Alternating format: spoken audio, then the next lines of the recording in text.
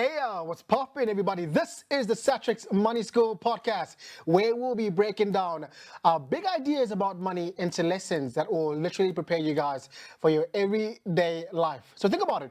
Whether you're running your successful business, or you're starting, or you're preparing for your next big move, this is a perfect place to help you guys to learn about money, but also to make money work for you guys.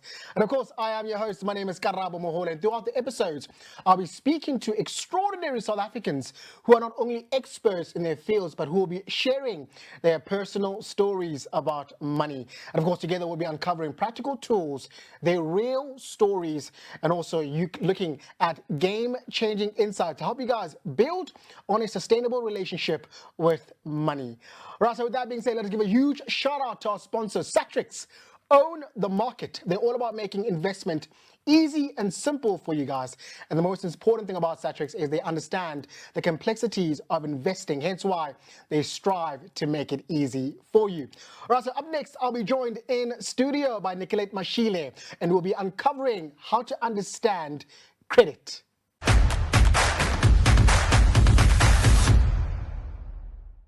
All right, awesome. Welcome back, everybody. I'm joined in studio by Nicolette Mashile.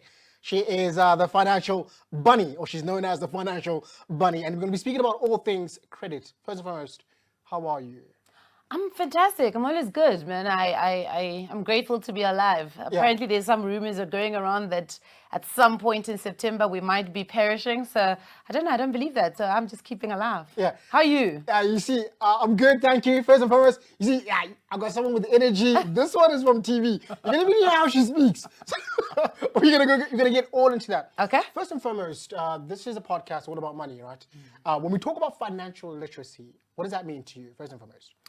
Financial literacy is the ability to understand your money. So think about it when you are at school and you're being taught, for instance, numeracy. We're teaching you numbers and understanding how numbers work, right? If we're teaching you literacy at its plain simple meaning, we're teaching you how to read, for instance, how to comprehend what you are reading. So we start talking about financial literacy, we're giving you the skill to be able to understand the numbers in front of you. But it's also important to separate it from consumer financial education, because those are two different things. You need the financial literacy to understand the consumer financial education, because you may understand budgeting, but when we start saying, let's talk about the limitations or the product knowledge of a TFSA, that becomes a totally different conversation. When we talk about what is your taxable liability, we're talking about a different conversation. So it is important that each and every single one of us is financially literate, so that when we are presented with numbers, when we are presented with our own finances, we kind of have an understanding of what's going on.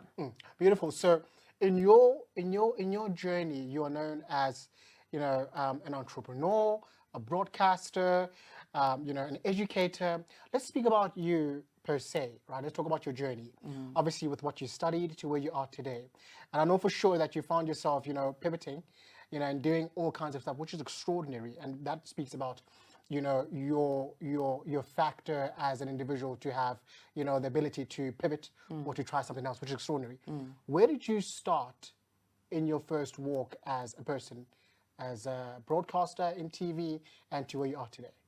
So I think there's one thing that is important, Karabo, for a lot of people to understand, is that the traditional way of building a career is almost kind of being reshaped, right? My biggest belief is that you don't climb the ladder, you build a portfolio for yourself.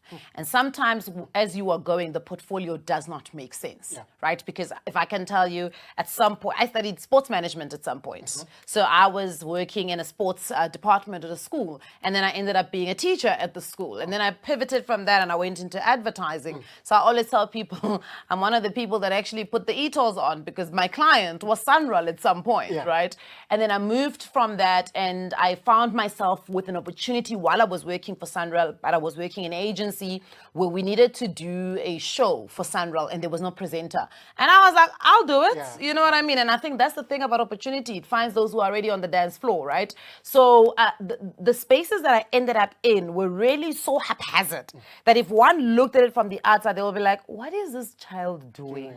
You know, what is the direction? I'm sure my parents struggled to understand, and they were probably very anxious for me at some point. But it kind of all comes together because there is a certain skill that you are developing as you are moving along. And I think that's been my journey. And if you actually look at from where I started, so when I went to Rhodes University, one of the things my father said to me when he left me at the student bureau, by mind you, that man did not even see which bedroom I was staying at. He dropped me out of the student bureau and said to SRC, take care of her. And that was it, right? So when he dropped me off, one of the things he said to me is, I am giving you an opportunity to come and collect information and bring it to people who cannot get that information. And if you look at it, I've had a full circle, because then at some point I was a teacher. And I moved on from being a teacher, I went into broadcasting. So in all the jobs I was doing, I was disseminating information. And even now in my business, our job essentially is to give people the right type of financial information so that they can secure their futures. And that's literally what it's been. So that's ideally been the make and the portfolio that I've built for my career. Yeah. And now let's speak about your passion, right, when it comes to matters of money. When did you discover that? When I made a mistake. What I mistake made is that? so many. Oh my goodness. A couple of years ago, I tried to buy a house. Little did I know that when you sign an offer to purchase that has conditions in it, like a suspensive clause that mine had, and then you are granted the loan as per the conditions of the offer to purchase, it makes that piece of paper contractually obligated to you. So you are now obligated to buy that house because you went. You went to those people and said, I can afford this house. You said, I can afford this house, and there is a bank that will back me up. And when I went out into the market, there was a bank that backed me up. And then when I decided that the numbers no longer work for me, I was like, ooh, yeah, no, this is not going to work for me. So let's step away from it. And then the estate agency was like, but you told us you can do this. You told us that the bank will back you, and the bank did back you. So now buy the house, because we've told our seller that we've got a buyer. So finding out that, the suspensive clause, I mean, to just simplify it for everybody, I needed a loan of 2,750,000 rand.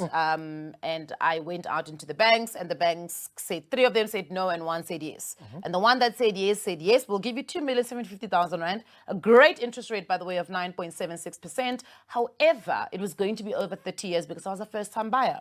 And I guess the bank was also trying to help me buy the house.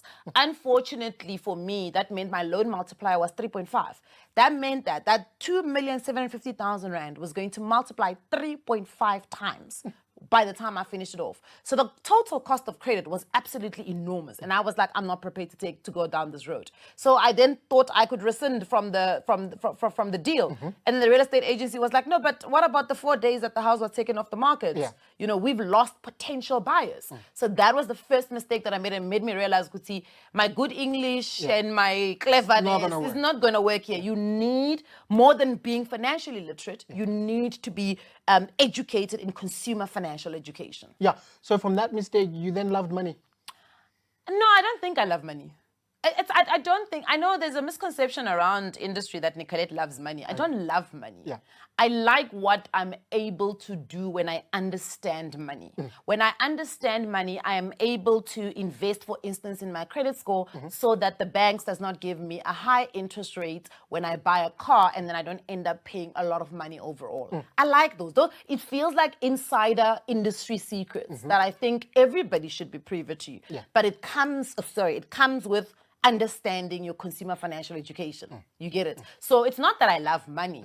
Right? I don't love money. There's no reason for me to love money. I love understanding how it works. Because when I understand how it works, it doesn't catch me wanting. Beautiful. And you're able to make it work for you. And I'm able to make it work for me. I can grow it. I can share it. I can make sure that I don't get caught all the time in the mistakes that many of us get caught in, right? And I always say, financial education is a journey, because it's not just purely education that you need to focus on. And I'll give you a very simple example. 2023, end of the year, I broke my ankle. I was on a date, broke my ankle.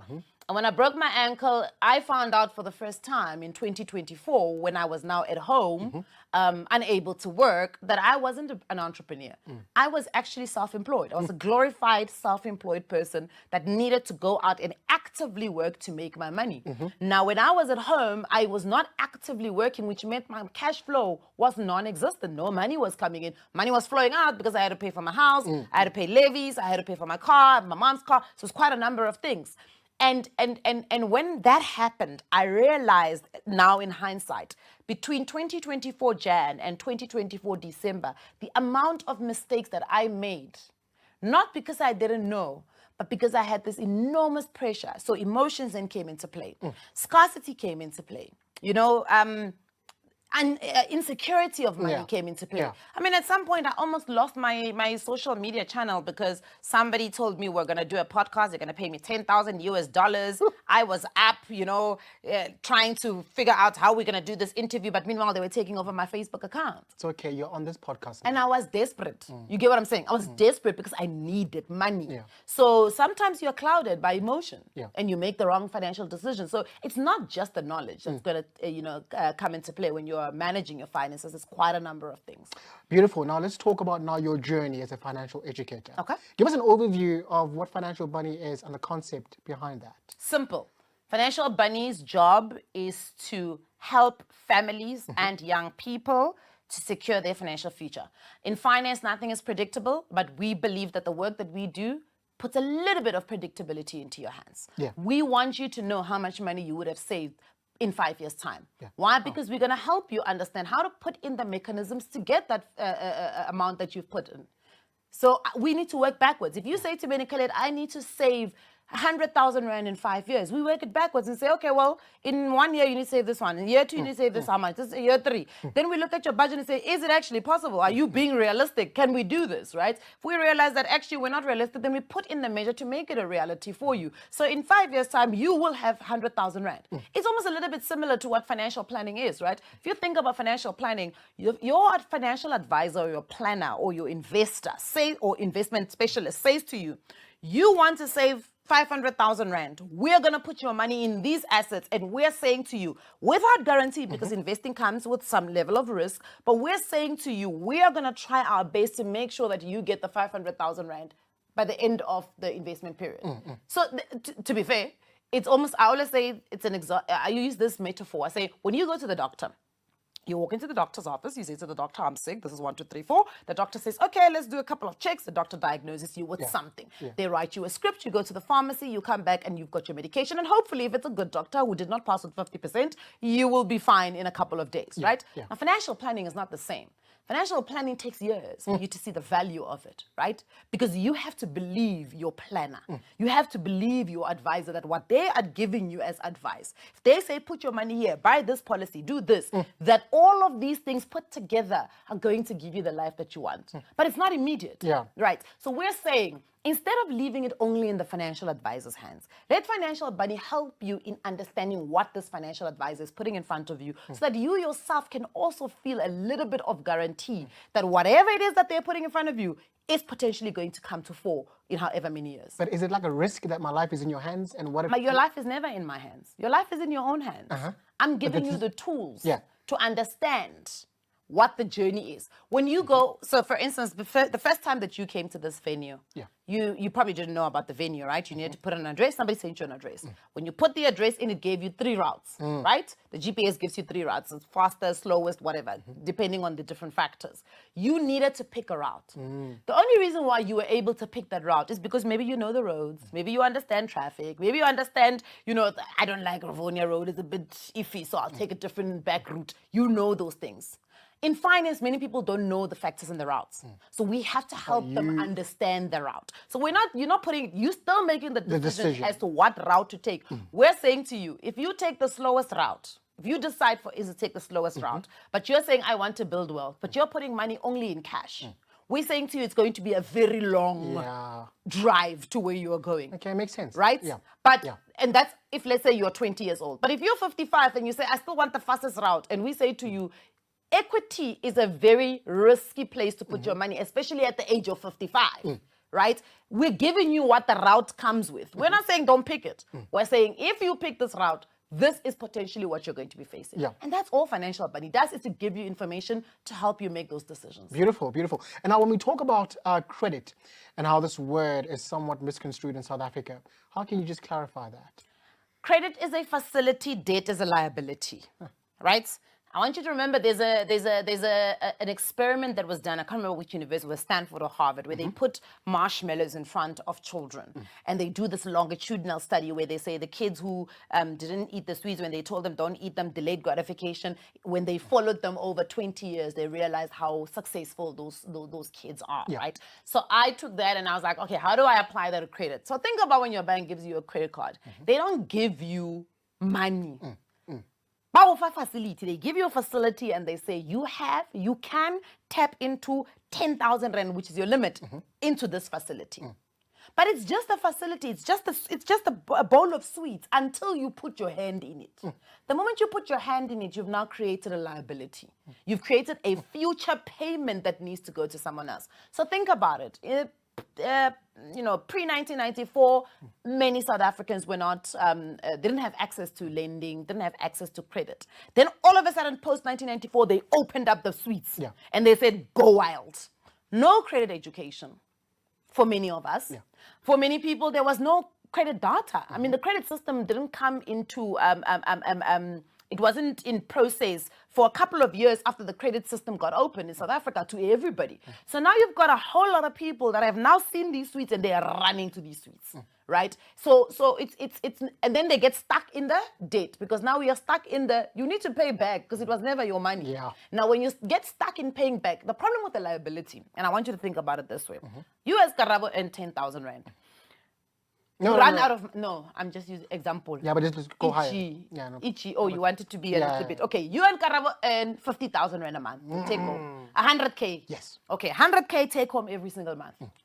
You then say, I want to use a credit card, and I'm going to use a credit card of a certain amount of money. My payback needs to be 10,000 every single month. You've now essentially decided that you earn 90,000 because you owe someone 10,000 every single month.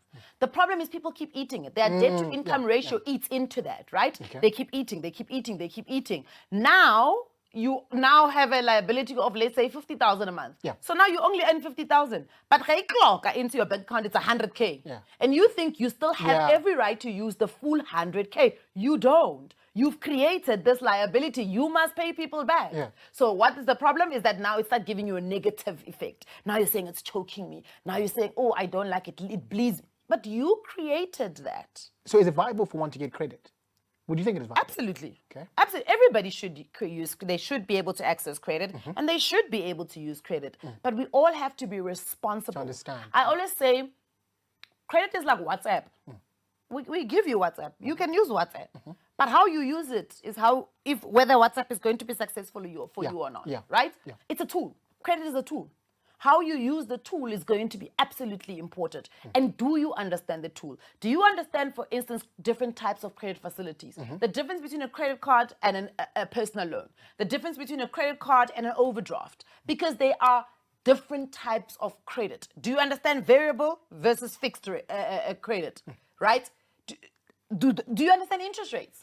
When Lisecha Khanyago and the boys, I don't know if there's a girl in there, but I always call them the boys because it's like the Monetary Policy Committee is a boys' club, right? When they make the decision to change, for instance, the repo rate in the country, do you understand how that affects you as a consumer of commercial banks? Because obviously the change in the repo rate is going to directly affect how much the prime lending rate is going to be. The prime lending rate affects all of us, me and you. So do you understand that? If you have a fixed or a variable rate, do you understand what it means for you? So credit education is ultimately what we need to get right in the country so that even the ordinary person can start using credit correctly and responsibly. Beautiful. Now let's talk a little bit about your first experience with credit. And how did that teach you? Oh, what a terrible time. What a terrible time. I bumped into a specific bank. I won't mention them by name. and they were signing us up for student credit cards, and they were giving us a lanyard and a bottle. And that was the reason why I took it up. I took it up because I wanted a lanyard and a bottle. And within a month, I had blown the whole limit. And I didn't know there was a responsibility for me to pay it back. I just thought, they've given me free money, because that's how we all seem to sometimes think credit is, right? Yeah. We think it's this facility that gives you additional amount of money because you're cute. No, you need to pay them back. So what it taught me was that I'm big on knowledge gaps. I'm big on identifying my own knowledge gap and saying, I want to do this thing. This thing looks very attractive, but I don't know enough. Yeah. And because I don't know enough, I need to stop and actually go and find out. And I think that's where the knowledge gap thing started. And a clever doesn't like to be caught out, you know? So a clever must go and find information before they make decisions. Yeah. So that was the first time I found out that I had a knowledge gap. And I had now blown these people's money, and I need to pay it back. And I didn't know I had to pay it back. So I think that is really what it taught me, was stop being impulsive, especially when you are signing, and think about, do you understand this thing enough? And look, sometimes it is to my detriment. I mean, I asked ChatGPT to roast me the other day, and one of the things it said was, you start a lot of projects and you never finish them because you are looking for them to be perfect. And I guess, you know, that is like sometimes a stumbling block. But I think my first credit card account taught me exactly that you need to at least have enough information, do a little bit of due diligence and understanding. Do I understand? My biggest thing that I always teach young people when they're talking about financial, consumer financial education, and then they say to me, it just sounds too good to be true. I always say, give yourself the opportunity to write 5 what-if questions. What if I stop paying? What does that mean? What if I can no longer afford the minimum amount?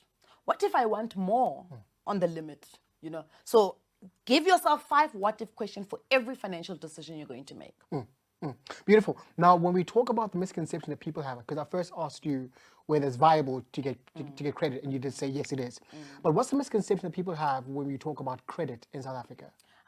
I want to start at the bottom of my list. At the bottom of my list is that people who earn a lot of money think that they've got every right to get credit. And they've got every right to get as much credit as possible. Unfortunately, it doesn't work that way, you know? There's an actual mathematical formula that needs to be done by financial institutions to protect themselves and to protect you. The NCR, or rather the NCA, says that banks and credit providers cannot participate in reckless lending. So just because you earn 100,000 Rand every single month doesn't mean we need to now give you access to 10 million Rand because when you are young and credit worthy. No, it doesn't work like that. Because we need to look at affordability. We need to look at your debt to income ratio, right? Then we need to look at what is your credit behavior.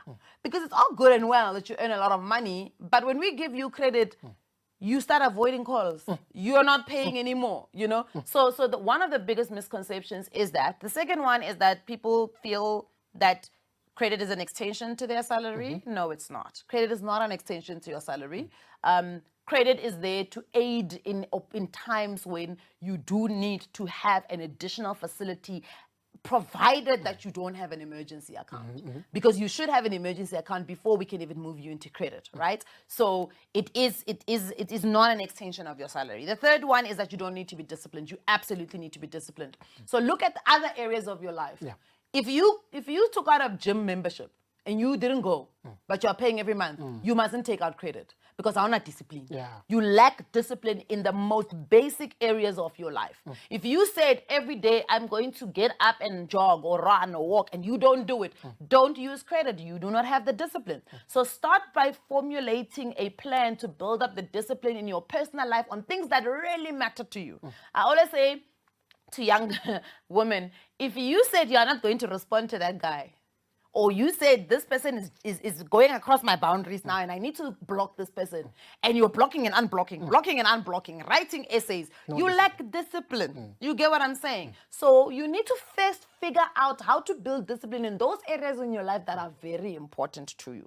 Because money is going to be an important part of your life, but many of us don't get to that point as quickly as possible. So it's important to understand that discipline is what makes you consistent even on the days where it's hard. So even when your salary comes in and you wanted to buy a ticket to the new Travis Scott is coming, you want to buy that ticket, but you know you must pay this that you said you're going to pay, and then you're like, now you're making a decision between paying and going to Travis Scott paying. You know this, you must pay.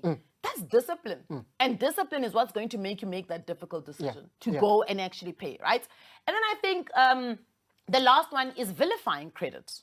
I think there's a big job that financial institutions need to do so that we don't find ourselves in a situation where we vilify credit, because credit in its nature has done nothing wrong to us. What do you mean by vilify? What is vilify? Making it a bad thing. Oh, I don't want credit. People, I always hear people, and look, you know, what's that English saying? What flow for every boat?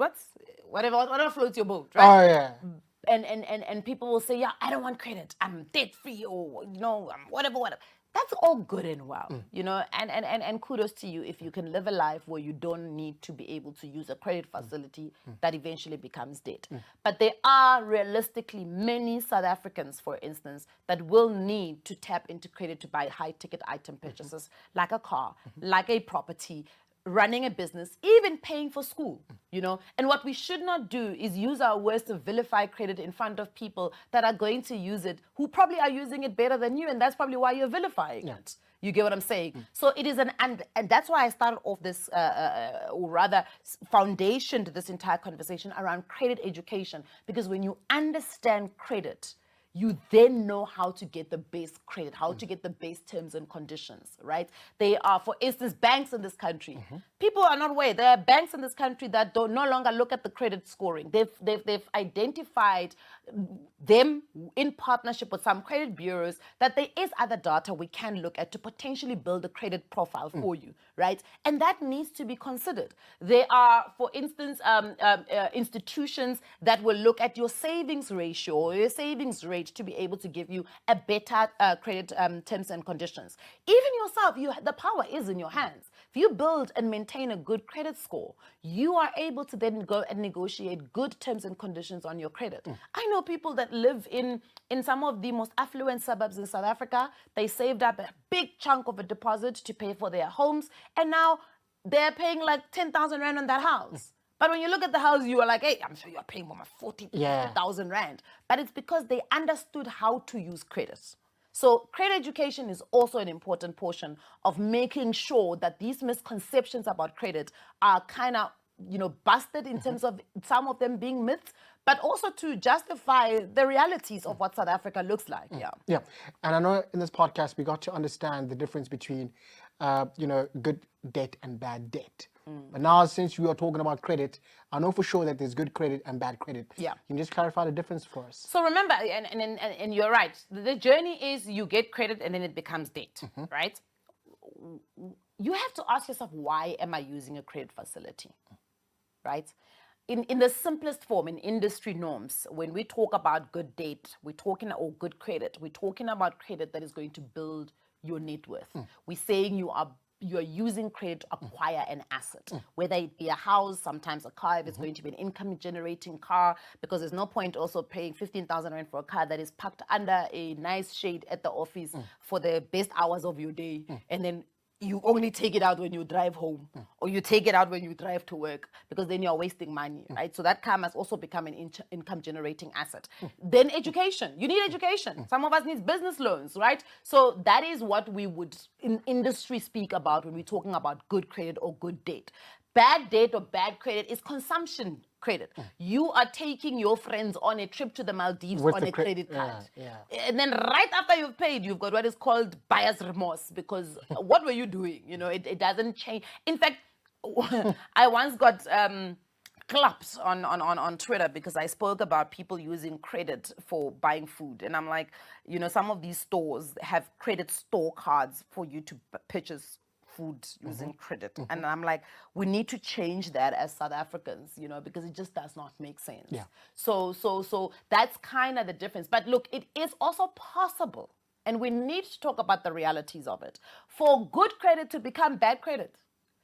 If you don't do those considerations I spoke to earlier on, if you don't do proper due diligence, understanding fixed versus variable credit, taking up more than you can chew, a house can quickly become something that is a nightmare for you, Because ultimately, if you have a cash flow problem every single month because you bought this great house, but it cost you so much money because you bought more than you need, you didn't negotiate your interest rate, you had a bad credit score. So essentially, they gave you this asset at the highest and the worst terms and conditions.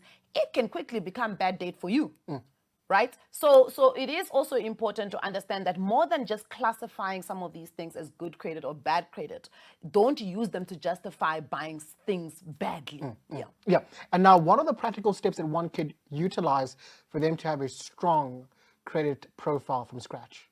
Pay when you said you were going to pay. Look, payment behavior is quite a big one when they're building out your credit score, right? You Karabo, come to me and you say, Nicolette, please give me 50,000 Rand. I will pay you back at the end of the month on the 28th, 10,000 Rand. 28 comes and you're like, it's fine. I'm only going to get my invoice cleared Kadi 1. So I'll pay Nicolette on the 1st. You don't communicate with me. So essentially what you've said to me is you don't respect me because now you have not told me that my payment is going to come on the 1st. You just like, she must just wait. I'm a patient, she must be patient, I'm going to pay. So already what you've demonstrated is that you are not to be trusted. You are not a reliable person. Remember, when we go to the banks, we're not going to the banks because banks are philanthropy companies. We're going to them and we're saying, partner with me. I want to acquire a specific asset and I want to partner with you guys. And I think that I am a good investment. Because remember, credit for banks is an investment. That's how they make their money. You go there, you borrow R1 million, the bank says, I'm going to charge you 10%. That 10% is their return, right? So they need to know they're guaranteed their return. So they need to then look at your credit profile to say, in the past, how have you been when someone borrows you money? So your payment history is very important. And that's why I bring up this thing of paying late. Because people often think that if they just pay late, it's not the end of the world. No, it is. You've breached a contract. Because in your contract, you said, I will make a payment on the 28th every single month. At least the minimum payment. So if you don't do it, you've breached the contract. So that's number one. Number two, there's this thing, and a lot of young men like to do it, where they buy, I'm going to just use a simple example. You buy a car. They say this month you bought a car. Then, and it happens, so after 2 months, you're already tired of that car. Now you want to step up. So what you want to do is, I just want to see if I can afford the next car that I want. You go on those platforms, and then it says consent to a credit check. Press consent to a credit check. Then this system runs a credit check in the back to see if you can afford the car, even though you have no intention of actually going out to buy it. But what you've essentially said to financial institutions is that I'm always looking for credit. So you look like somebody who's credit dependent. Because why are you always looking for credit when every single month something is absolutely wrong? The third one is credit utilization. I often hear young people saying, I've maxed out my credit, Nicolette. Like, that's not a good thing. That's not a flex, you maxing out your credit. Because you get a salary. You get, let's say your salary is 100,000 Rand. Right? And then you've got a credit facility of another 100,000 Rand. You are essentially saying to financial institutions, I need more than the 100,000 Rand that I'm making to be able to survive every single month. Because you keep tapping into this credit card that you now have. So you are living above your means and you are credit dependent. I'm not borrowing somebody money who's credit dependent because that person has not shown me any type of financial discipline. So building your credit score and building your credit profile is absolutely crucial for financial institutions to want to partner with you and to give you the best terms and conditions. You know, Nicolette, I can actually feel your passion. It feels like you're really talking to me. Like, fix your debt. Like, I'm really you. Which is really beautiful, Nicolette. You're like an advocate of credit. It sounds like you're an advocate of education. Oh man. Yeah, of education. I think information can take us such a long way, and I've never understood why this information was not readily available and put out there in the simplest English also, because there's no point in putting out information with jargon and people are like listening to you because you sound clever, but they're not understanding what you are saying, So now, if we look at the warning signs that people normally fall into the trap of debt, what would those warning signs be? It's not calculating before you leave your house. So you want to go buy a car, you walk into the dealership starts showing you cars, and now, so you must remember, salespeople, for instance, are some of the best psychologically trained people in the world. Even in shops, there's a reason why shops put certain products in the aisles as you're going to pay, and they put it at accessibility level. They don't put on shelves.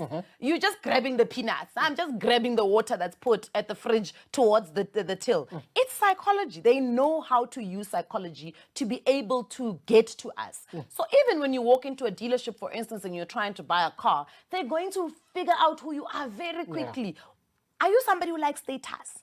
Are you somebody who likes, technology? And that's what they're going to use to be their selling points. So now you move into the dealership, you're planning on buying a 200,000 rand car. Now they've pumped it up to 250. That's now just a salesperson. When you walk into the F&I specialist room from all the financial products and the insurance products that she sells you, they bump that car to 300,000 now. Now the car's still at 300,000. You go to the bank says to you, okay, to be fair, from just a reality, you can't afford this car, but we can help you afford it. So what do? They change the interest rate that they're offering you. They give you a longer term period. Yes, so they give you a balloon payment. Now there's a new thing called step-up payments, right? So now they've built a deal for you that allows you to drive the car that you said you want to drive. But what nobody tells you is that the longer the period, the more money you pay on interest. The higher the interest rate, the more money you pay. It may seem like you're not, because remember, when they increase your interest rate on any financing, your installment per month goes down. So you think, I'm driving the car of my dreams at just 9,000. Yeah, it's 9,000 per month. But now overall, how much does it become, right? Or they say to you, let's take a 40% balloon payment. Don't worry, man. At the end of the car deal, you don't even have to pay the balloon payment. You can just refinance it. Essentially, what they're saying is load it onto the next car. So now you're kind of stuck in this debt cycle. You're just stuck in it. You don't even know how you're going to get out of it. So those are some of the traps. And the traps come down to you did not know what it is that you were doing because you did not understand credit education. Wow. You did not understand this deal that you are going into. And that's generally what a lot of us get into. People buy more house than they need. If you go onto the banks and you do a pre-approval, for instance, and it says, Karabo, you are pre-approved for a house worth 2 million. Don't buy the 2 million rand house. Because if you buy the 2 million rand, you are here in your budget. If in 20 years on a house, look, you don't have to pay it over 20 years, but most people take the 20 years to pay off a house, right? But in 20 years, I promise you life events are going to happen to you. You might have a child. Do you know how expensive children are? They now need to be added to that budget, right? And let me tell you, your salary doesn't move that quickly. The salary increments in this country do not move that quickly. If Lisa Khanyago and the boys decide to increase the interest rate, what happens? Yours changes. You're not going to go to your employer and say, hey, hello, sorry, did you see the Monetary Policy Committee has now increased the interest rate? Can you please also increase my salary? It doesn't work like that, So it's understanding the impact of the decision. Before you put your signature on a credit loan or a credit agreement, ask yourself the what-if questions. What if I lose my job? Did I take the right insurance policy that will step in? There are people who don't even know there's an insurance policy called credit life insurance in this country. If you find yourself in a situation where you are either being retrenched or you maybe have a temporary disability, your credit life insurance policy should kick in to pay a certain amount of money to you every single month so that you don't find yourself in arrears or you don't find yourself getting that asset repossessed. But we don't know because we didn't shape this deal so that it works for us. Sometimes people then go to the banks and they say, can I please take a payment holiday? What's happening quite a lot in 2020. But a payment holiday is a holiday for you, not a holiday for the banks. The banks will keep charging interest on that account. They're not going to sit there and say, oh, Karabo can't pay for the next 3 months. We've given him a payment holiday. Let's freeze the account. That's not what happens. The system keeps charging you. Or I had a lady who came to me once and she said to me, Nicolette, I'm pregnant. My employer doesn't pay full salary on maternity. They say I must claim from UIF. But I've gone to the banks and I've had a beautiful conversation with the banks. And the banks say to me that I can pay whatever I can.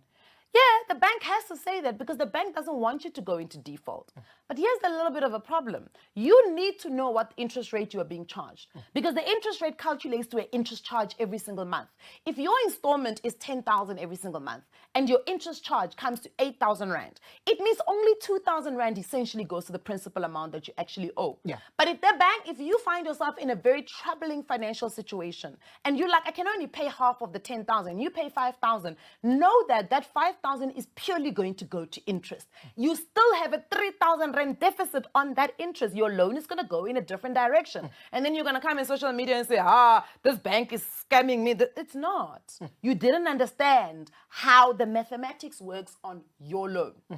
So even sometimes people make additional payments, but they didn't read the loan agreement. Then they make additional payments, and the payments are affected on the interest and not on the actual outstanding balance. Then they come back and they say, yeah, this bank is doing, but did you read the terms and conditions of the loan? I paid, for the first time, I found out that you need to actually call the bank. For instance, if you're paying advanced payments into your car loan, you need to call the banks and say to them, please, I need you to take that money that I've paid as an advance and add it on to the money that I'm paying into my car. Then what happens is they do a calculation, and you have to tell them again, don't recalculate. I still want to pay the 4,000 every single month. Don't bring it down to 3.8. Because remember, they bring it down to 3.8. Essentially, the time period and the amount of interest you're going to pay will stay the same. But if you now start to calculate it and add it into the actual outstanding balance, and you tell them, don't change how much I'm paying every month. The advance payment is just a windfall that I received. I'm adding it on. I don't want to recalculate. Then you can put yourself in a better position. But all of this is education that we all deserve to have so that we can make good financial decisions for our life. Because remember, today's money moves can only win you tomorrow. You know, just listening to you, you get to understand that there is more to life than just, you know, pursuing a purpose, you know. As entrepreneurs who probably are watching, there's more to than just acquiring money, but also what do you do with this money, learning debt, learning credit, so much. Absolutely. So much, which is awesome that you are here and we're sharing this conversation. Let's talk now, last question. What is credit score and why is it important? So your credit score basically, as I alluded earlier on, Karabo, it's an indication of who are you when we give you credit. When we put those sweets in front of you, do you papella the sweets and jump at the sweets and eat all the sweets and then sit back and say, ooh, that was good? Because that's temporary satisfaction. But what happens in the long run? The long run comes back. The owner of the sweet says, hello, I need my sweets back. And I want to charge you, I'm going to charge you an interest on those sweets. So instead of the 5 that you ate, I now need 10 back. So your credit score then says, after that person has given you that information, do you turn around and say, I'm not going to pay for those sweets? Or do you say, okay, I fully understand. Each month I'll pay you 1.5 sweets back until I'm done, and I'll pay you on the right date every single time. It is the financial institution's ability to be able to assess the type of partner you are going to make for them so that they can decide whether or not they are granting you a loan or a credit facility and can be comforted to know that you will pay back based on your behavior in the past. And again, it's made up, you know, the credit score is made up on your behavior, so your payment history and your payment behavior, your credit utilization, how much of that credit are you using that is now being granted to you, your checks. So remember, you're allowed to check your credit score on your own, and employers can check your credit score, right? Because they want to see what type of person you are so that they don't end up hiring somebody who's financially distressed. But when they do those, we call the soft inquiries. So essentially, they're not for credit purposes. They're just for information purposes, because you're not going to give yourself a credit line, right? But when you now start consenting to every credit check on a credit application, you've now told financial institutions that you're credit dependent, right? Then the last two is obviously your credit mix type. So what type of mix types do you have? Do you have retail credit, where maybe it's a store card, or maybe you've gotten a bank loan, or it's a credit card? Do you have long-term loans like a car or a student loan or a business loan or a home loan, right? So all of that will also come into play. Then the last one is, do you have any defaults, or the traditional, are you blacklisted? By the way, there's no blacklist in the country. There's no big bad blacklist where all of our names are if you've done something wrong. Ooh, you know. Thomas, was it Reddington? There was a show, something about the blacklist. But it is more of, you have negative listings. And it is not a Home Affairs name.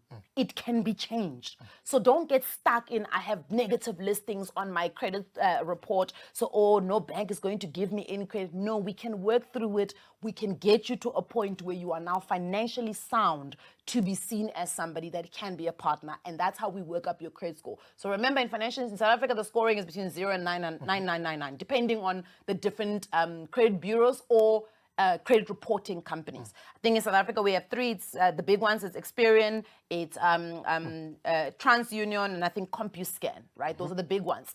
So you can get a free credit profile every single year. One is for free, but there are reporting companies. Banks are doing it also, where they report on your credit score every single month to help you budget and manage your finances a little bit better. Wow, awesome. Nicolette, thank you so much for your time. Extraordinary to have you here. You set yourself time to be in the studio and just to share on the importance of understanding credit. Thank you so much. And you are an exceptional woman. You are so knowledgeable, and what you speak is somewhat believable. Listen, I'm going to make you proud. In a couple of years, I'm going to say on TV, my credit is amazing because of this lady, Nicolette Mashile. Listen, I love that. Thank you so much. Thank you so much, and all the best with your endeavors. Yeah. Thank you. All right, guys, I'm joined in studio with Nicolette Mashile, known as a financial bunny. She's extraordinary. I hope you guys found this lesson informative and engaging. All right, so right now we're going to be heading over to a conversation with Siyabulela. He is with a quantitative portfolio manager for Satrix. Stay tuned.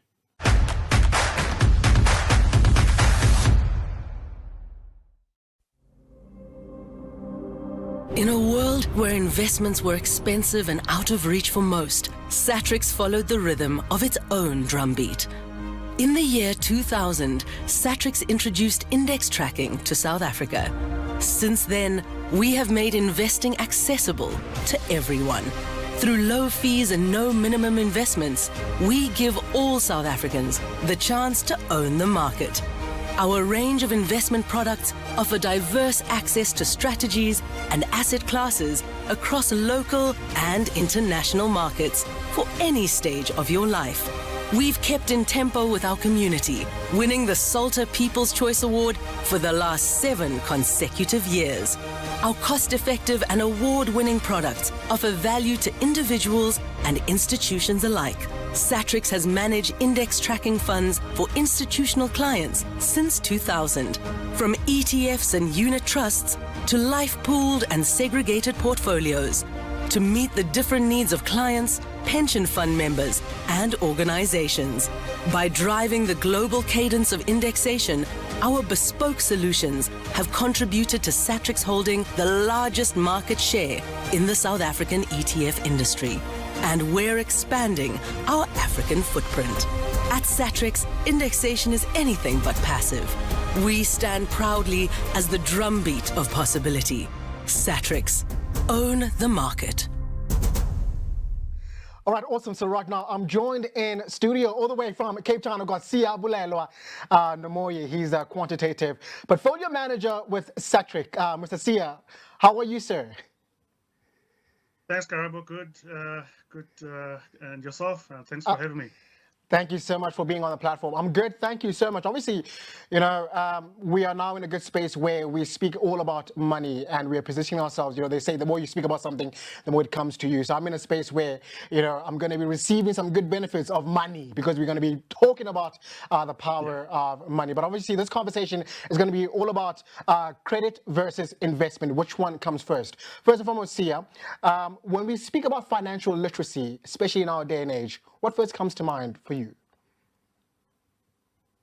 So I think the one part that I would say is quite important, just comes into mind, would be starting to invest quite early. I think that's very important for anyone, whether they are still at school or they are full-grown adults. That's quite very important for them because, probably from this conversation is going to come up, but the longer you are in the market, the better for you in the future. So starting early is quite important, and I think that is the message that I always try and push to anyone that I see or meet for the first time. So I think everything actually just starts from there. Yeah. I think for me, obviously, when we speak about literacy, we're speaking about whether someone can read or write. But now when we speak about being illiterate, you can't read or write. But now when we speak about financially, it's all about not being able to handle money or also, knowing about money. And if we're going to be honest here, a lot of us stem from backgrounds where even having conversations about money, it's very difficult, especially, if I'm going to talk a little bit about my story as an entertainer, I was an extra for a long time. And I would only get after 3 months, I would get like 600 Rand, right? And then I got to a point where, I was able to do my first huge commercial where I was able to get at least something to show for. But then I thought, like, I need clothes, I need to get a phone, I need to do this. So you then begin to try to adjust to the norms of society, but now money leaves you quickly. So when we talk about, our parents not knowing much about, money, and then us now as young people, we need to now learn about investment. How difficult is that jump, especially with what we see from, black households, if we're going to be honest? Yeah, I think the difficulty is in the sense of understanding, as you've mentioned, what you are looking at when it comes to finances.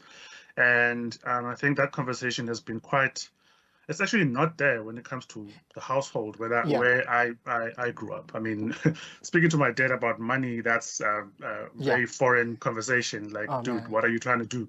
And even their conversations as parents, you never involved, and you don't actually see it between them. It's always like in the bedroom or wherever they're sitting, and you don't know what they're talking about. So I think having that in just a normal conversation and talking about what's out there as in terms of products and also what is possible, and then also when you get your first income, what do you do with it?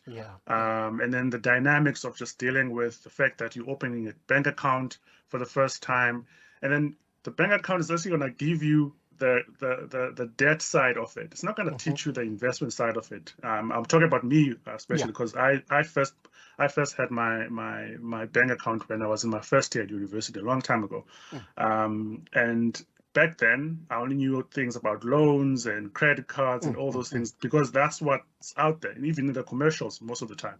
I didn't know about the investment part up until I actually started my own career. So I think that just having that conversation as just freely in everyone with everyone, it's very beneficial to anyone that's out there. Yeah, and also, Sia, I need to commend you because, your resume and your work speaks for itself. But first and foremost, you mentioned something, important for you to say. Obviously, also with your father, it was very difficult to have such conversations about money. But now, when I look at what you have acquired, the schools that you went to, you studied at Rhodes University, you also studied at UCT. You've mastered in Master of Philosophy in, pure math, which is incredible. What made you now have that desire to say, I want to step into this career path? What tuned you to really now be focused on that? So I think from way back when I was in high school and also up to my honors at Rhodes University, I've always been this person who really liked maths. But when I got to that stage, I wanted something that I can actually marry it and it will make a difference in terms of the people that I'll have conversations with, and also just see the impact and also what it can actually change in terms of the products that probably in my career I will deal with. So I fell in love with finance in my last 2 years at university, and I wanted something that I can actually marry with in terms of mathematics. And I just saw also what I touched on in terms of the conversations, that it's really not out there. No one talks about financing in households. And in as much it is taught in school, the practicality of it, you don't actually see it. I mean, I always make this silly example that back in the day when we were doing finances in the maths class, they give you this formula that A times 1 plus the investment return to the power of the number of years gives you what you're going to get at the end. And I never actually applied that in real life. And when I think back, I was like, damn. When I think back and I'm just thinking about those years when I was actually learning that, and if I even had, I don't know, 10 rands, 20 rands, and I put it in an investment product, I would have caught quite a lot of the compounding over those years. So just bringing that practicality and also just having that in the conversation, simplifying it as well, makes a lot of sense. And also just on my side, having the passion of just loving maths and also marrying it with finances just made sense to actually marry those two going forward. Oh man, Sia, for me, when we talk about math, right, it ends at John had 4 apples and he gave 2 apples to Steve, how many apples Yeah. does John have? And I can faithfully say John has 2 more, or two Yeah. two apples. All right, so Sia, Yeah. now the gist of today's conversation is going to be speaking about credit versus investment. Which one comes first? All right, so the most common questions that arises from an investor is, should I first pay off my debt or should I first invest? Can you talk a little bit about that? But also, Sia, let's speak about the difference between a good credit versus a bad credit, because I don't think a lot of people understand what is a good credit. Yeah, so this is a great question, as people tend to actually struggle with the decision, and it's very important, and it's a very important financial decision that people face. So there's a couple of ways to actually look at it. So firstly, you can sort of do a comparison between the interest that you are paying against what you expect from your investment. So look at the interest that you are paying from your debt side. So if you are thinking of investing, think about what you expect from the returns that you're going to be investing in. So the rule there will be mostly leaning towards you paying off your debt first. And the reason why I'm saying that is that short-term loans tend to attract very, very high interest rates. And even if you are invested in risky assets like equities or foreign equities, the expected returns on them will tend to be lower than what you're looking at when it comes to the rate that you pay on your debt. So I think here people tend to actually push to pay off the debt first. And then the other way is to actually look at it in the sense that the debt is guaranteed. It's there. You can see it. You need to pay it. So you know exactly what you need to pay, while when it comes to investments, markets actually tend to go up and down. So there is some uncertainty when it comes to the return that you might get from it and what you end up with. So it's always best to actually start with what is certain, and that is what and you have to get rid of debt, because you can see it, as I mentioned, and it's right in front of you. But I think the last bit there would be to try not to be in that situation again. Let's say you've paid off your debt, and people, once they pay off the debt, they tend to actually get themselves back into where they were. Because what tends to happen is that you've paid it off. You're excited because you've got this free cash flow in your budget, and then you think about other ideas. Make an example: people paying off a car, their first car, probably like a cheap line car, very low payment on it, and then they pay that off, and then the excitement bit is like, oh, I should actually move up in terms of the levels of the car bit, not enjoying that moment of just having this free cash flow and then actually trying to deploy it somewhere else. So what you need to do there is to actually try and build up an emergency fund. This will make sure that once you have paid off all your debt, you don't need to actually come back and be in that same situation, because people go for more credit or take more loans because they're in an emergency. So you need something that's going to fund that emergency, and that works for people who have an income that is steady, or people who actually get these different amounts at different times. So every time you get an amount, you get a percentage, and then you put it on an emergency fund. So it's quite easy to actually start, and you can start quite small. You don't have to have large amounts in this. And I think the last bit that I want to mention is that we need to be conscious of the fact that there's 2 parts to debt. As you mentioned, there's good and bad debt. So we can't shy away from the fact that there might be good debt, because it helps with long-term value build and wealth as well. So think of it like a property loan. Property loan would be like, okay, this is quite huge and I have to pay it over the long term. But most of the time, property tends to actually appreciate over the long term. And once you've paid it off, it's an asset and it's sitting with you. So once you've paid off that asset, it's actually good in terms of what you have when you're looking at your assets and also your debts as well.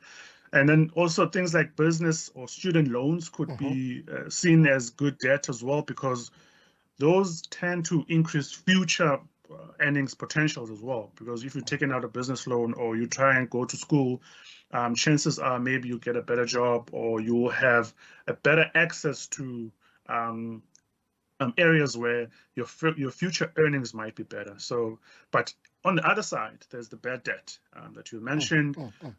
So, I mean, in the middle of the night, and this is probably going to be the one that you apply for in the middle of the night on your banking app to try cover for an emergency, because you think, for this emergency you just put yourself in. So, and then you try and apply for increased credit, or you try and apply for a loan. So high credit card debts, store credit sometimes can be a bit of a problem, as they also attract very, very high interest.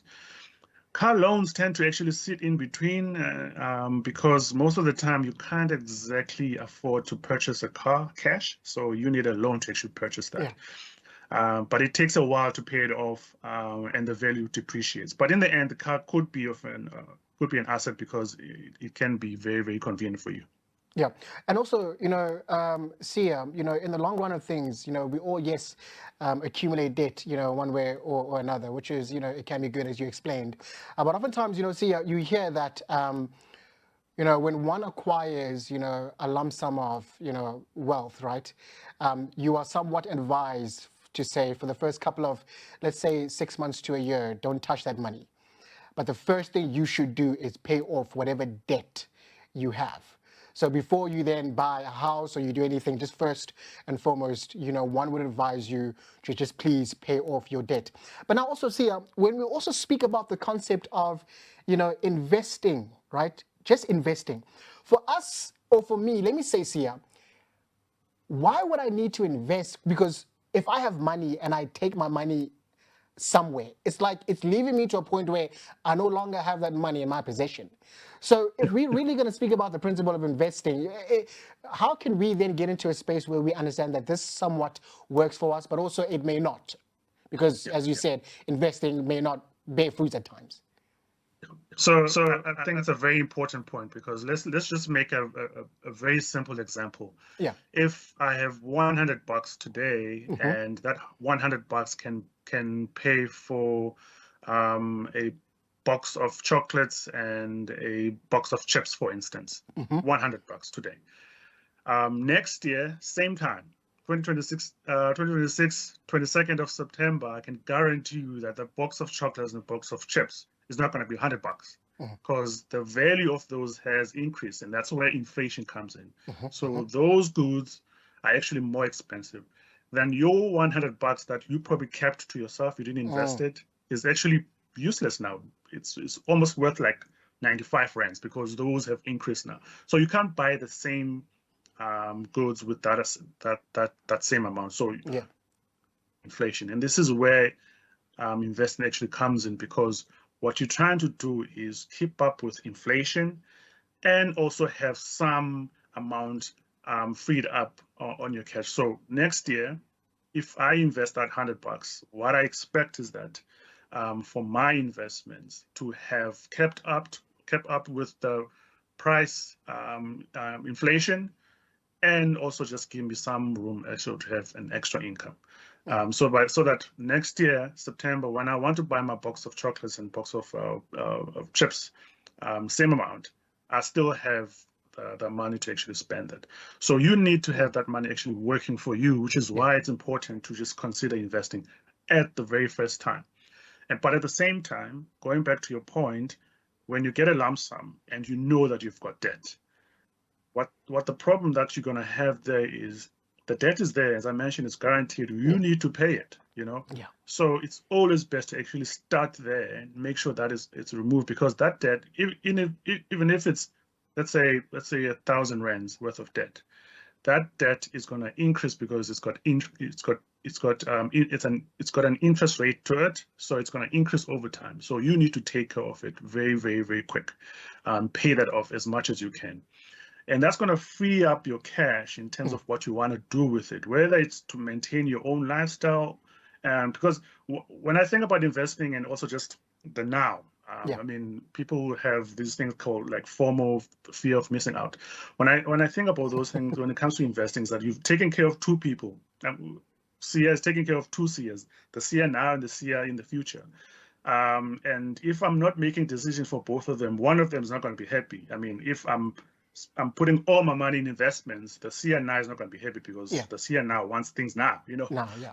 At the same time, if I'm spending all my money now, what's gonna happen to Sia in 20 years' time when there's no money in the bank, or in my investment vehicle? So you always have to think about those parallel I guess beings when it comes to taking care of your investments and also just the now. Yeah, yeah. And also now, Sia, when we speak about when would it make sense to prioritize credit payments, and also when would it make sense to prioritize, investing? Yeah.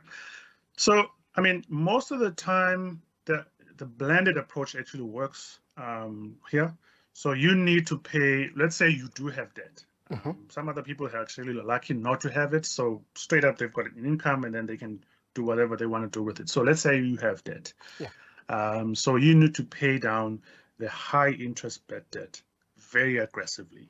Then on the side, keep investing, I mean, modestly, but only if there is space to do it. Because the reality is that you can only invest if you do have the income to do that. I mean, we can try and push that conversation that invest, but if someone doesn't have any room in their income, then they can't, because maybe they've got the debt that they need to take care of. So you need to attack the debt very, very aggressively. So what you need to then do is, once the high cost debt is gone, then you try and redirect that freed up money into investing heavily. So you're shifting now. So the debt is being taken care of. You try and shift from modesty in terms of investing to just try and push that heavily. Yeah.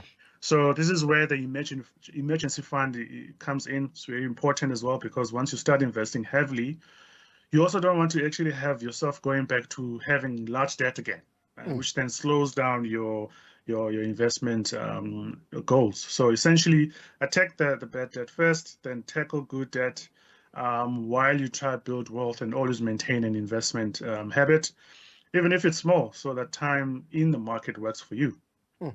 And also, Sia, is there like a rule of thumb to this thing to help one make this decision, especially if you're not a so-called numbers guy?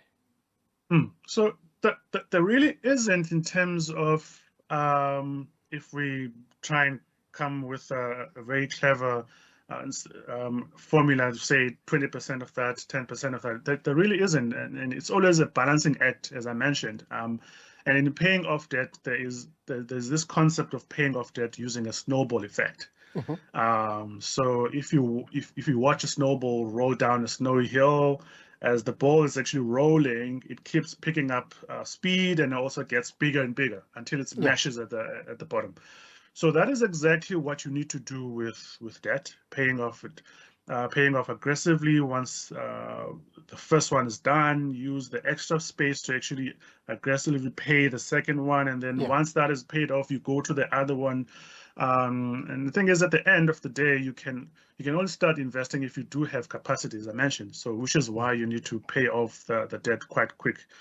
But what I would really like to emphasize here is to make sure that you don't loop yourself right back to the bad debt.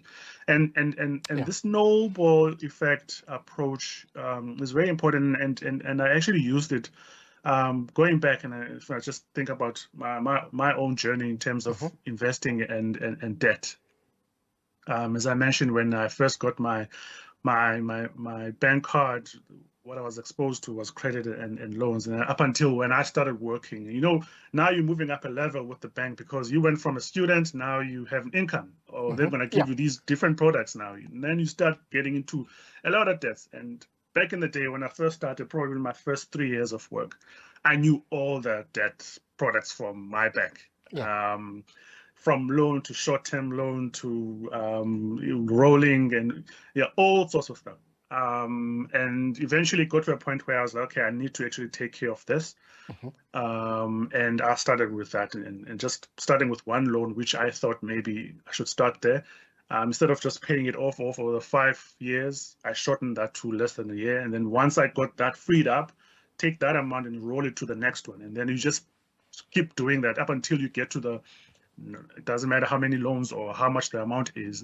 At the end of the day, that snowball has actually built up so much momentum, and then you start paying everything off up until the end.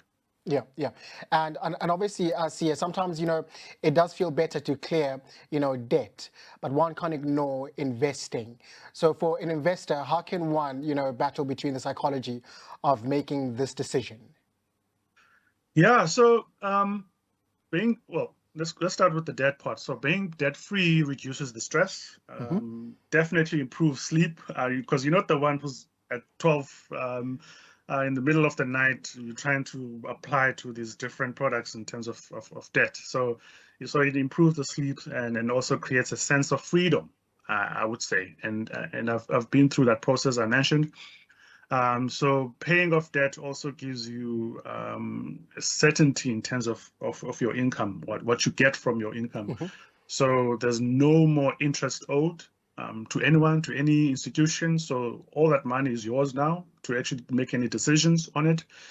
And also momentum is very important when it comes to paying off debts. Yeah. So which actually gels back to what I was saying in terms of the snowball strategy.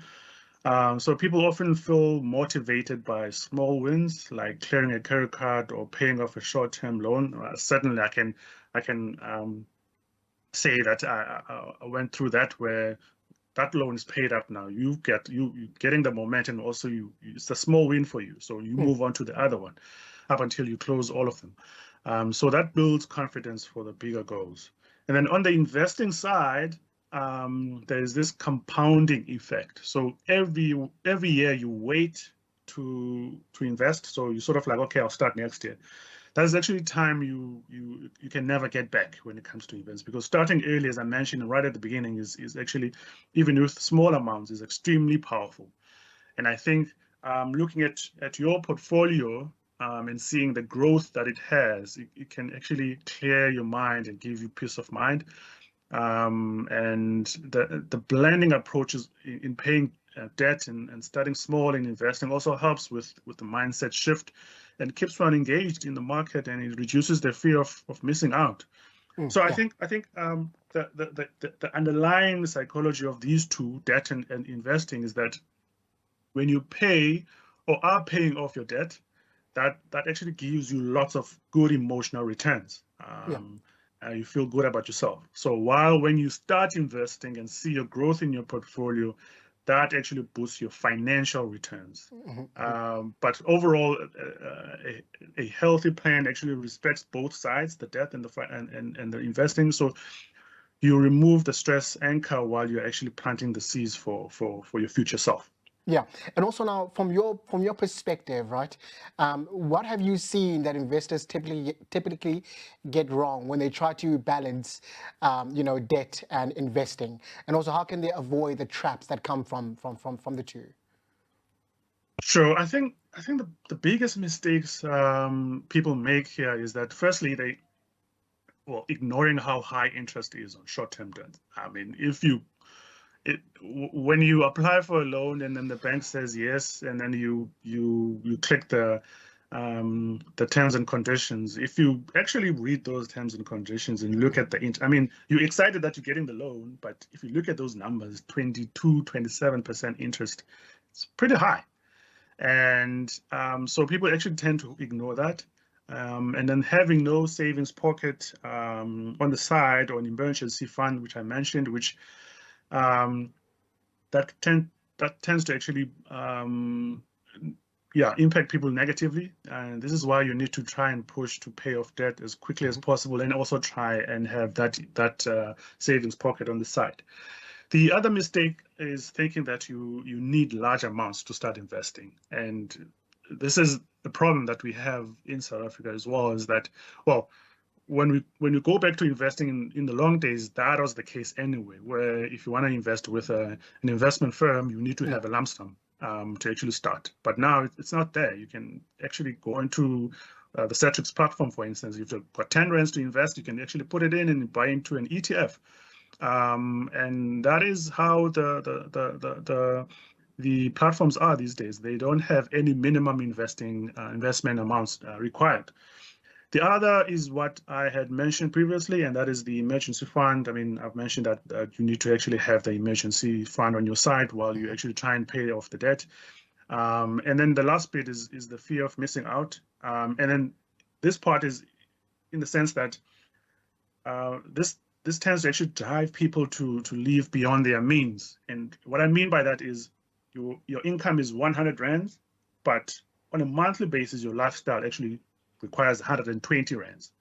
So that's actually living beyond your means. So a lot of factors actually drive this, but sometimes looking at your peers, social media, people you don't know, and they're living a certain lifestyle that you actually want, and then you push yourself and get pressure, and then people start making bad decisions. It's always best to actually focus on your own balance sheet, because that's what you have. Clearing bad debt is a guaranteed win. Markets will always offer new opportunities when you have the time to actually invest. So eventually the lifestyle that you strive for will be there. Yeah, yeah. All right, so if someone has bad credit and wants to start investing here, what is a simple first step that they can do right now? Yeah, so again here, I think it's always good, Karabo, to actually aggressively try and clear the credit card debt. As I mentioned, let's say, for instance, you are paying off a debt, a loan or credit, and it's got 20% interest on your card every year. So once you pay that off, there's a guaranteed amount that comes from you that you don't have to pay someone else or another institution that comes back in that 20%. So your budget actually expands now. It opens up, and there's free cash flow in your budget. So instead of trying to push for another way of getting debt again, it's always best to actually try and deploy that elsewhere, where it can actually work for you. And this is where investing over the long term or just starting very early comes in, because you tend to actually invest in products which are working for you while you're not doing anything. If you are investing in an ETF, in as much as you can possibly afford, you don't have to do anything there, because you're just putting in your money, and then the stock market is going to actually do the work for you. And if there's performance there, it's going to come in and it's going to be beneficial for you. But you need to make sure that you do this over the long term. So it's very important that once you have room, because you've paid off debt, and you want to start investing, you actually need to deploy that income very, very careful. So the first step would be to actually, if you have these two, as I mentioned, you try and pay off the debt aggressively, but that blended approach actually works best. And starting small on the investing, and then you build up the momentum. So if you think about it, there's these two things that you're trying to balance, and then you are aggressively paying off the debt. So you're pushing in the momentum. So once that's disappearing or you're paying it off, now you start the momentum on the other side. And then by the time you're paying off the debt, you've got this investment amount that you have, and you also an emergency amount you actually don't have to go back to the debt bit, unless, let's say, what we mentioned in terms of the good debt, you want to take out a home loan, or you want to buy a car for yourself. That's when you actually start going there. But now you've got the choice. Now you've got the emergency fund, you've got your investment account, which is running on the side. It's no longer a thing of just it's one-sided. You're dealing with that. You can't sleep, and you've got a problem with people calling you every day trying to get the money back. So it's always best to actually take care of the other part first. Sia, I laugh because we do experience stuff like that. But I want to ask you, Sia, you speak about aggressively paying off the debt, right? Let's say I've got a debt here and I don't have income for a couple of years, and it's impossible for me to somewhat pay debt. How long does debt linger, over you? Is it a lifelong thing, or does it get to a point where now extreme measures are taken for you to actually pay off that debt? Yeah, so the issue there is that when it comes to the debt, there will be a period where, let's say the bank is giving you a year to actually pay that. I don't exactly know what the periods will be. So at the end of the day, you need to pay it. Because the problem now is that as the debt is not paid, there's interest on interest. So it's actually ballooning where it's sitting.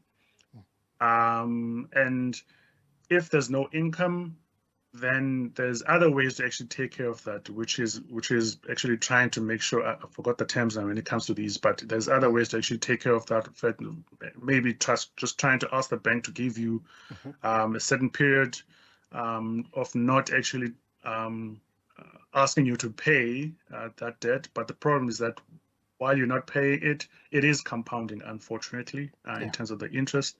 And then eventually, you can try and maybe move on to another product where instead of paying that debt over, I don't know, 3 years, you can push that to, I don't know, 5 years, where the amounts that you pay per month now are smaller. So there's ways to actually try and maneuver that, but at the end of the day, the outcome needs to be that you actually pay it off. And there's other ways to actually for them to actually push you to actually pay it, which you don't want to actually get to that point. So there's always negotiation. What I'm trying to say, there's always room to actually negotiate how you actually go about it. Yeah. All right, so Sia, you've now been part of Satrix now for 5 years. How has your, journey been in this industry? Yeah, it's been interesting and quite exciting at the same time. I think the one thing I love about my job is that you actually see the results on a daily basis. Whether you're talking to an institutional client or you're speaking to a retail client, just speaking to someone, let's say, people are probably going to be buying midweek, and we're just going to have conversations between us about what, I don't know, I've got this lump sum, what do I do with it? Those different conversations, and it's quite exciting just to have a conversation with someone and just speak to them about what they can actually do with that amount of money, or whether they want to start small or big. It makes difference, and then a year or two later, that person comes back and say, look, this is what I did with my money, and it's actually done a big difference. So I think me personally, from my side, in terms of my investment journey, that's also been beneficial, because I also got to, when I started, also learn about what the products are in at Satrix as well, which I knew even before joining. So that has helped me personally as well, but also just making sure that I make a difference in terms of the retail clients that are out there, and also just making a difference for our clients as well in the institutional side. So it's been great. It's exciting, very challenging. The markets are always different on a daily basis, and there are decisions to be made. So it's always exciting. All right, Sia, it's been such a breath of fresh air to speak to you. But any parting words you want to leave? I know that there are a lot of, individuals who are entrepreneurs, who are app developers, who are trying to find their way in life. What would you advise them to get to understand primarily when it comes to investing in credit? Because, we don't have access to such information available to us. Yes, internet is always there, but should we all put ourselves in a space where we educate ourselves, we go to school and we study this, because it's important, and it does cripple, people who don't really understand, money, investing, credit. So what would you advise us, Sia? So I think for any individual, it's very important to just try and learn what is out there when it comes to the importance of these two. Because at the end of the day, you probably need both of them to actually start something. So you might go back to what I was talking about in terms of the good debt and the bad debt. But at the same time, when it comes to investing, there's a whole other world under investments. So under there's thousands and thousands of products under there. So you need to learn those.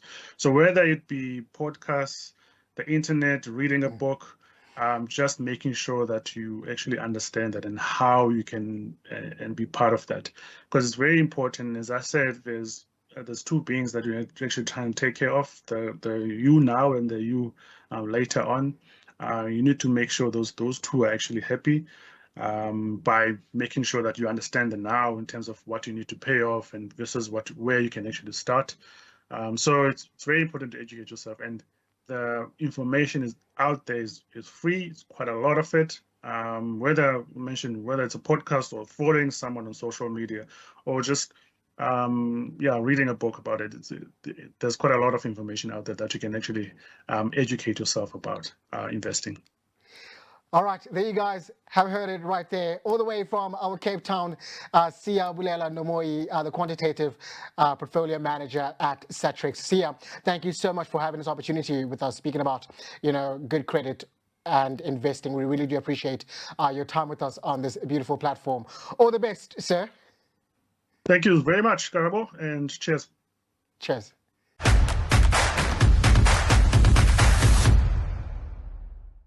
All right, that's it for today's episode. Extraordinary conversation that I had in studio with Siyabulela, who is with Satrix, and of course Nicolette Mashile, speaking about understanding credit. Powerful conversation that we had. I hope you guys found these lessons informative and engaging. Please always refer back to these lessons throughout your journey as an entrepreneur, as an app developer, but also as an individual, which will help you guys better understand the importance of financial literacy. Our call is to combat financial literacy. We need to understand money, how to use money, and also how to make money work for us. I am your host. My name is Karabo. Don't forget to hashtag Satrix Money School. See you guys next time. Peace.